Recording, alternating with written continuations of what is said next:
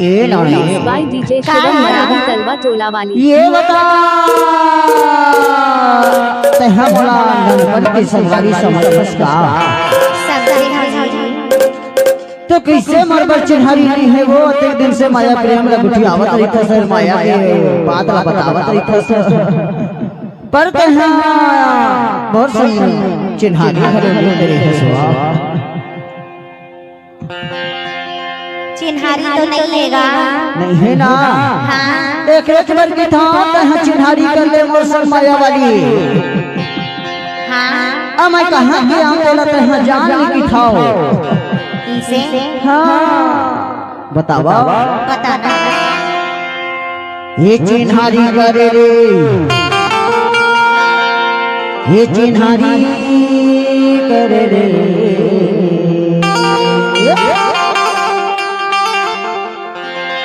ये चिन्हारी करे रे ये चिन्हारी करे रे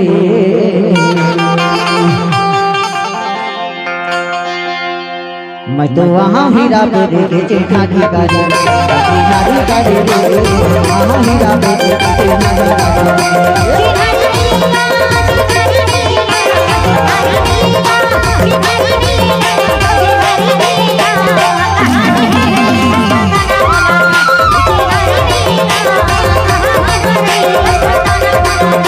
चिन्हारी करे रे चिन्हारी करे रे चिन्हारी करे रे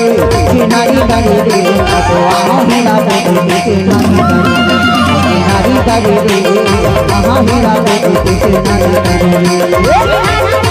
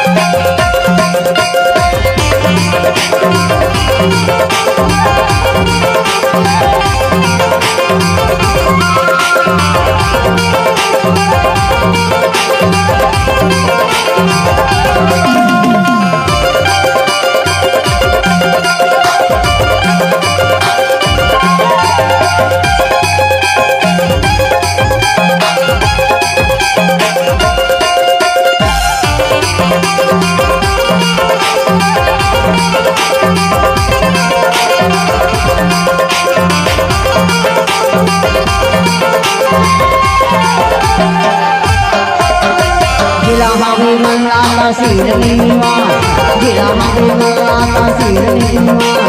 हीरा पर मारे तो नया है मरना चिन्हारी करे रे हीरा पे चिन्हारी करे रे महा हीरा पे चिन्हारी करे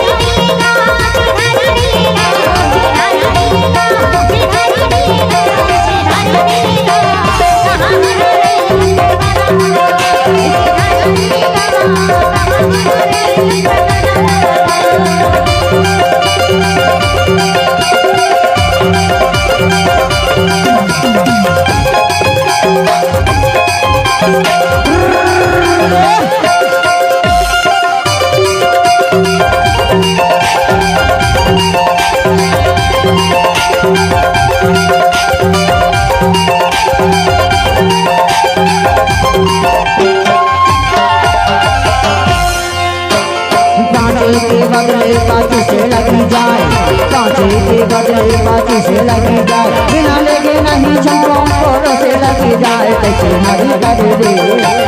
हीरा पे चिन्हारी करे रे कहाँ हीरा पे चिन्हारी करे रे चिन्हारी करे रे चिन्हारी करे रे चिन्हारी करे रे वहाँ हीरा पे चिन्हारी करे रे कहाँ हीरा पे